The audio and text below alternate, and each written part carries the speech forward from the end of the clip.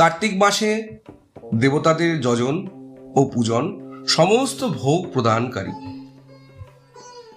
ব্যাধিহরণকারী এবং ভূতাদি ও অশুভ গ্রহ বিনাশকারী হয়।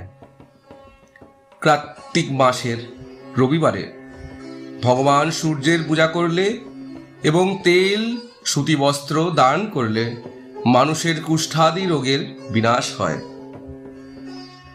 হরিতকি, গোলমরিচ, বস্ত্র, শশা ইত্যাদি দান এবং ব্রাহ্মণদের প্রতিষ্ঠা করলে ক্ষয় রোগ নাশ হয়। প্রদীপ এবং সর্ষে দান করলে মৃগীরোগ দূর হয়। কৃত্তিকা নক্ষত্রযুক্ত সোমবারে শিবায়ের পূজা করলে মানুষের মহা দারিদ্র দূর হয় এবং সম্পত্তি মহাদেব প্রদান করেন। গৃহের প্রয়োজনীয় সামগ্রীর সঙ্গে গৃহ ও নক্ষত্রে, মার্জনা করবেন, লাইনটি আমি আরেকবার পড়ছি ভুল হওয়ার কারণে। গৃহের প্রয়োজনীয় সামগ্রীর সঙ্গে গৃহ ও ক্ষেত্র দান করলে উক্ত ফলপ্রাপ্তি হয়।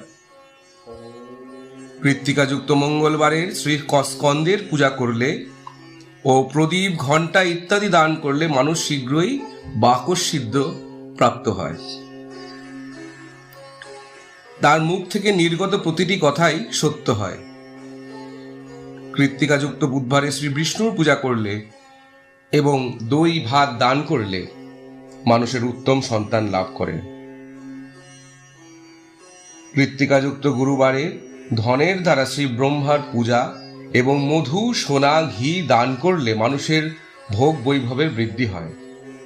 কৃত্তিকাযুক্ত শুক্রবার গজানন গণেশকে পূজা করলে এবং গন্ধ, পুষ্প, অন্ন দান করলে মানুষের ভোগ্য পদার্থের বৃদ্ধি হয়।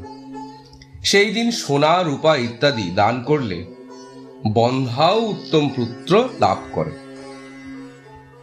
কৃত্তিকাযুক্ত শনিবার দিকপালেদের বন্দনা, দিগগজ, নাগ এবং সেতুপালেদের পূজা, ত্রিনেত্রধারী রুদ্র, পাপহারী বিষ্ণু, জ্ঞানদাতা ব্রহ্মার আরাধনা এবং ধন্বন্তরী 2 অশ্বিনী কুমারের পূজা করলে রোগ, অকাল মৃত্যু নিবারণ হয় ও তৎকালীন ব্যাধি সময়ে শান্তি ঘটে।